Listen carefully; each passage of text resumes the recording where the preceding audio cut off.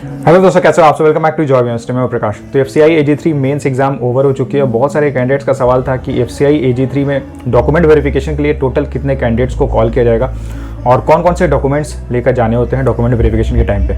तो देखिए, जैसा कि नोटिफिकेशन में ऑलरेडी मेंशन किया हुआ है कि जितनी भी टोटल वैकेंसी है उसके 3 टाइम्स कैंडिडेट्स को कॉल किया जाएगा। जैसे कि अभी वैकेंसी 5000 के अप्रॉक्स निकली हुई है, तो उसके 3 टाइम्स यानी कि लगभग 15000 कैंडिडेट्स को डॉक्यूमेंट वेरिफिकेशन के लिए कॉल किया जाएगा। हो सकता है और ज़्यादा कैंडिडेट्स को भी वो कॉल कर सकते हैं। देखिए, 3 टाइम्स कैंडिडेट्स को इसलिए कॉल किया जाता है डीवी के लिए, क्योंकि बहुत बार ऐसा भी होता है कि जितने कैंडिडेट्स को कॉल किया जाता है डॉक्यूमेंट वेरिफिकेशन के लिए वो जाते नहीं है डीवी के लिए। कई बार ऐसा भी होता है कि कैंडिडेट्स डीवी के लिए चले जाते हैं, कुछ की डॉक्यूमेंट्स ही प्रॉपर नहीं रहती है, तो उनके कारण कैंडिडेट्स को फिर रिजेक्ट कर दिया जाता है। कई टाइम ऐसा भी होता है कि कैंडिडेट्स डीवी कर लेते हैं, कंप्लीट कर लेते हैं, लेकिन फाइनल ज्वाइन नहीं करते हैं, तो उसके कारण वैकेंसी रह जाती है। तो नेक्स्ट फिर वेट लिस्ट रिलीज़ की जाती है। तो बाकी जो कैंडिडेट्स रहेंगे, यानी कि फर्स्ट जैसे लिस्ट निकलेगी, फर्स्ट जितने लोगों को ज्वाइनिंग मिल जाएगी, उसके बाद जितने कैंडिडेट्स ज्वाइन नहीं करेंगे तो फिर से वेट लिस्ट रिलीज़ की जाएगी। तो अलग से आपको डीवी के लिए नहीं जाना होगा। लेकिन एक बार अगर डॉक्यूमेंट वेरिफिकेशन के लिए कॉल आया था, इसका मतलब ये नहीं है कि कंफर्म आपकी जॉब हो चुकी है। इसका मतलब है कि आपका प्रोविजनल सिलेक्शन हुआ है, उसके बाद फिर मेरिट देखी जाएगी।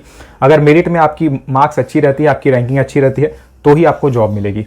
देखिए, डॉक्यूमेंट वेरिफिकेशन के टाइम पे बहुत सारे डॉक्यूमेंट्स लेके जाने होते हैं। उसमें से कुछ डॉक्यूमेंट्स ऐसे होते हैं जो आपको अभी से ही अगर आप बना के रख लोगे तो ज़्यादा सही रहेगा, क्योंकि उस टाइम पे अगर आपके पास डॉक्यूमेंट्स नहीं रहेंगे तो आपको मे बी 15 डेज या 1 मंथ का एक्सटेंशन मिलता है। लेकिन उस टाइम अगर नहीं बना पाए आप तो फिर आपको आपकी जॉब चली जाएगी। तो इसलिए बेटर ये रहेगा कि अभी से ही आप सारे डॉक्यूमेंट्स बना के रेडी रखो।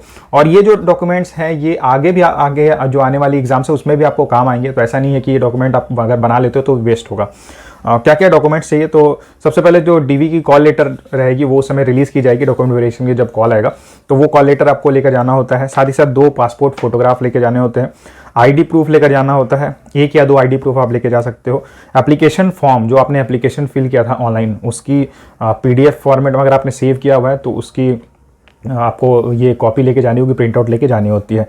उसके बाद 10th 12th और ग्रेजुएशन की जितने भी मार्कशीट एंड सर्टिफिकेट्स हैं सारे आपको ओरिजिनल लेके जाने होंगे, और साथ ही साथ सबके आपको 2 ज़ेरॉक्स कॉपी भी लेके जाने होंगे।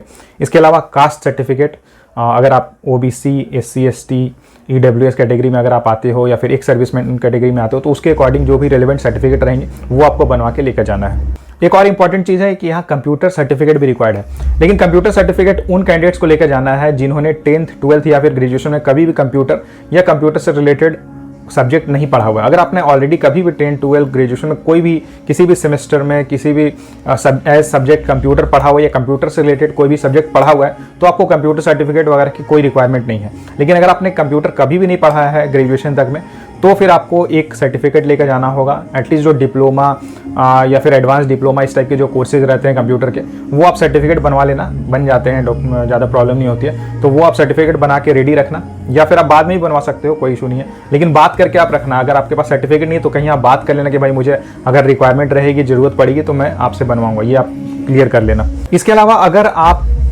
ऑलरेडी अभी कहीं गवर्नमेंट जॉब में हो, PSU में वर्क कर रहे हो, तो आपको एक NOC नो ऑब्जेक्शन सर्टिफिकेट भी बनवा के लेकर जाना होगा। तो ये जब आपकी डॉक्यूमेंट वेरिफिकेशन के लिए जब कॉल लेटर आएगी उस समय आप NOC बनवा लेना।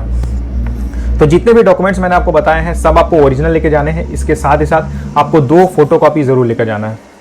एफसीआई AG3 मेंस की रिजल्ट अप्रैल एंड तक एक्सपेक्ट कर सकते हैं। तो रिजल्ट के लिए आप सबको ऑल दी बेस्ट। एंड अगर आपने एग्जाम दिया तो आप कमेंट करके जरूर बताना कि आपने किस जोन से एग्जाम दिया था एंड आपने टोटल कितने क्वेश्चन अटेम्प्ट किए हुए। Thank you.